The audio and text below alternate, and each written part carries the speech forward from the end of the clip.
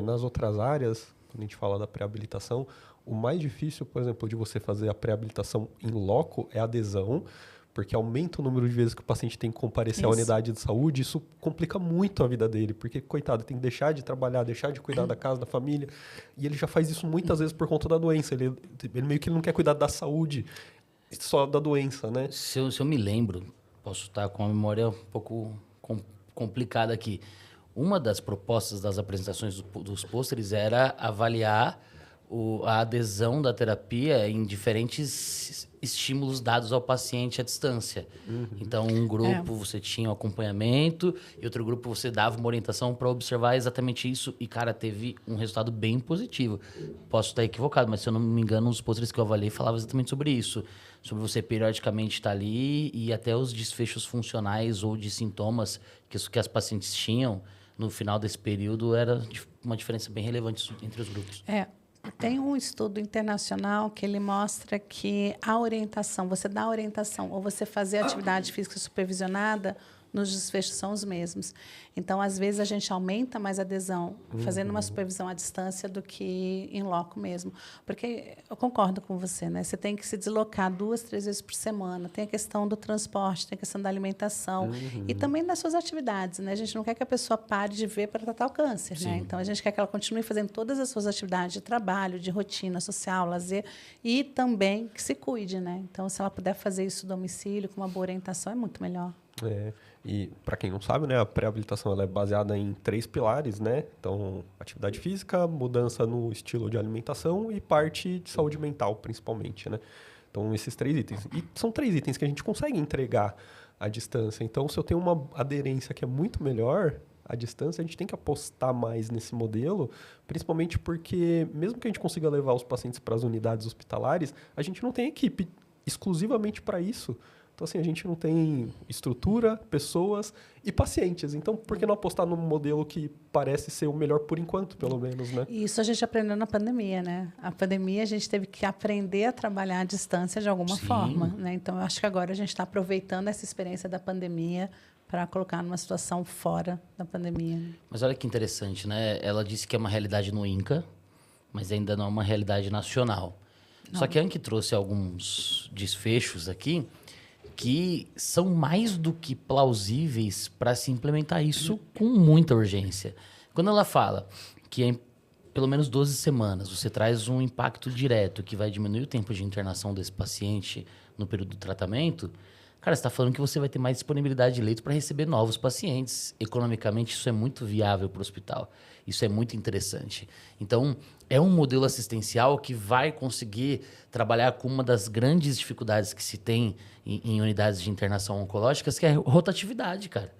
Então, é mais do que plausível que serviços que trabalhem com um perfil de paciente oncológico tenham à disposição uma equipe direcionada à pré-habilitação, porque isso vai melhorar. Eu estou falando de um dos efeitos que a Anki citou. A Anki citou vários outros, mas que vão trazer não só uma melhora ao paciente, mas toda uma melhora clínica, financeira para o serviço hospitalar, que quem não começou a fazer ainda está só gastando dinheiro, né, Anki? Pelo amor de Deus, não, cara. Tá deixando de ter uma economia gigante. Vocês têm esse poder levantamento abranger. econômico disso? Não.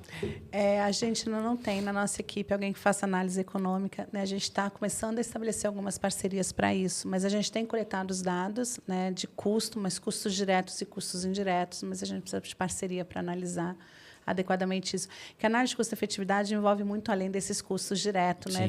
Mas sim, por exemplo, anos de vida perdidos, tem outros indicadores, né, relacionados ao custo. Mas é interessante porque, de maneira geral, é muito barato. A intervenção é muito barata. Muito. Ela é extremamente eficaz. E quando a gente vê a incorporação de novas tecnologias, aí falando em drogas, né, em medicamentos oncológicos, é tudo muito caro. Aí, assim, poxa, a atividade física é tão barato. E também fazer esse diferencial, né? Atividade física, a gente não está falando de exercício em academia necessariamente. É qualquer atividade que você gasta energia. A gente tem um estudo, ainda não foi publicado, mas eu espero que em breve seja, em que a gente vê que as mulheres, mesmo que elas não sejam sedentárias, no momento do diagnóstico de câncer de mama, quando elas recebem o diagnóstico, mais de 60% delas se tornam sedentárias, porque elas param de viver para tratar o câncer, né? Então, elas param de trabalhar, param de fazer suas atividades sociais, de lazer, tudo para tratar o câncer. E esse parar as atividades as torna sedentárias. E é justamente o oposto que a gente quer, né? A gente quer aumentar o nível de atividade física ou tornar aquelas sedentárias fisicamente ativas após o diagnóstico. E não é isso que acontece. Então, a gente tem que ter uma mudança também de cultura em relação ao tratamento. O tratamento não é para você parar de viver para viver em função do câncer, é o contrário, né? É você viver melhor e para conseguir tratar melhor o câncer. Né? Cara, imagina uma política pública já, numa ação macro da coisa, que utiliza o veículo, a mídia, como uma forma de se incentivar que pacientes oncológicos mantenham hábitos, que isso vai trazer um outro desfecho. Eu acho que, como muitas coisas, muitas campanhas são importantes e são feitas como vacinação e afins, essa é uma das tantas campanhas acho que o Ministério da Saúde poderia investir e traria bons resultados aí. E são hábitos simples, né? Por exemplo, no lugar de pegar o elevador, subir e descer de escada, no lugar de pegar um ônibus para andar 4 quadras, vai andando, enfim. São coisas fáceis de você incorporar na sua rotina se você entender que isso vai te fazer bem. Né? E aí eu falo para os pacientes, você vai submeter a um tratamento como a quimioterapia, né? Que você sabe que você vai... uma droga que vai combater essas células neoplásicas, mas você vai fazer porque você precisa. Você sabe que você vai ter um monte de efeito colateral, mas você vai fazer porque você precisa. Você não faz atividade física. Se fosse só neoplásica, estava bom, né, Anki? Se fosse só o problema é que também vai nas saudáveis, né? Não, e hoje, por exemplo, é óbvio que a gente vai depender de qual população, em qual lugar do Brasil a gente está falando, e aí vamos falar mais de capitais, que talvez isso seja mais plausível. Você tem um paciente que tem o celular dele, então falar para ele, eu preciso que você, nesse mês que antecede o seu procedimento, você alcance 5.000 passos por dia. Isso é parte do seu tratamento junto com o remédio. Então, assim, de criar mesmo, estabelecer metas com o paciente, de falar, isso aqui é parte do tratamento. Se a senhora não cumprir isso aqui, a gente vai ter que postergar algumas coisas, porque é arriscado eu prosseguir o tratamento se a senhora não alcançar essas pequenas metas. Né? Então, começar a trabalhar com essas pequenas coisas, talvez também a gente achar qual que é o mínimo, né? Que nem o trabalho do Celso, que achou lá 7.500 passos para o paciente asmático, que isso muda o prognóstico. Esses pacientes talvez tenham também um limiar ali de passos por dia, de tempo de atividade por dia. Que converter isso numa prescrição. Isso. Ele faz parte do tratamento. Exato, porque é importante mostrar para eles que isso não é só um conselho, isso é parte do tratamento, né? Porque eles começam a levar mais a sério. E principalmente a gente sabe quando vem da boca do médico dele. Então, quando o médico fala assim, o nosso tratamento vai ser... A gente vai programar essa quimioterapia, essa cirurgia e essa atividade física e essa alimentação. Faz tudo parte do tratamento. Então, acho que fica mais fácil do paciente entender quando vê um pacotão assim, né? Tudo bem estabelecido já. E hoje os principais congressos de oncologia clínica falam de atividade física, né? Hoje é impossível você ir em qualquer congresso de oncologia clínica e você não falar de exercício. Sempre falam e sempre mostram o impacto na redução da mortalidade, né, no aumento da sobrevida, na redução de efeitos colaterais e na melhora da resposta terapêutica. E não só na pré-habilitação, né? Não, e durante todo o tratamento. A fadiga oncológica tem uma redução muito grande na prática da atividade física. Então, você tem muitos outros grandes benefícios do exercício. Na neuropatia periférica, induzida pela quimioterapia, no sono, né? Tem, assim, então, a gente tem nos sintomas depressivos, tem vários outros desfechos que são minimizados com a atividade física. E o conhecimento a gente já tem. Né? Agora, o que precisa é como que a gente vai implantar isso na prática clínica mesmo, né? Fazer com que todo mundo entenda. Porque ainda tem alguns profissionais, embora seja amplamente divulgado o benefício da atividade física, que falam, você está cansado, descansa. Né? E justamente você está cansado. Eterno. É a cultura da avó. Não, a gente falou da cultura da avó no seu episódio. Falamos.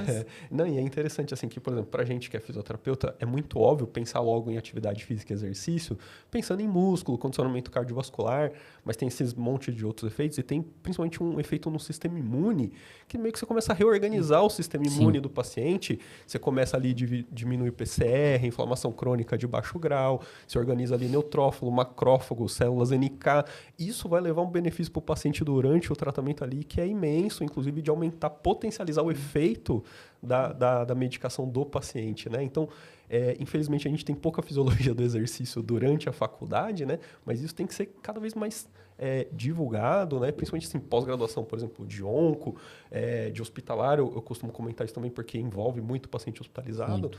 Esse lado da função do sistema imune, do músculo como um grande sistema imune também. Porque a IL-6, por exemplo, que sai do músculo, é boa, ao passo que a IL-6 que está lá no sangue, que veio do fígado, é ruim. Então, assim, isso é muito importante a gente conhecer para entender que o exercício não é só o músculo pelo músculo, né? Tem muita coisa envolvida nisso, né? E assim, o avanço do tratamento oncológico vai ser com a imunoterapia, né? Ninguém tem dúvida nenhuma que os imunoterápicos é que vão substituir a quimioterapia, a cirurgia num futuro bem próximo. Para alguns tumores isso já é realidade. E junto com a imunoterapia, se você associar com a atividade física, né? A atividade física consegue aumentar essa resposta imunológica, né? Que é da própria imunoterapia, fazendo com que combata o próprio sistema imunológico, combata essas células neoplásicas. E o efeito colateral acaba sendo muito menor. Né? Mas os estudos já mostram a imunoterapia associada a exercício físico. Sempre. Legal, né?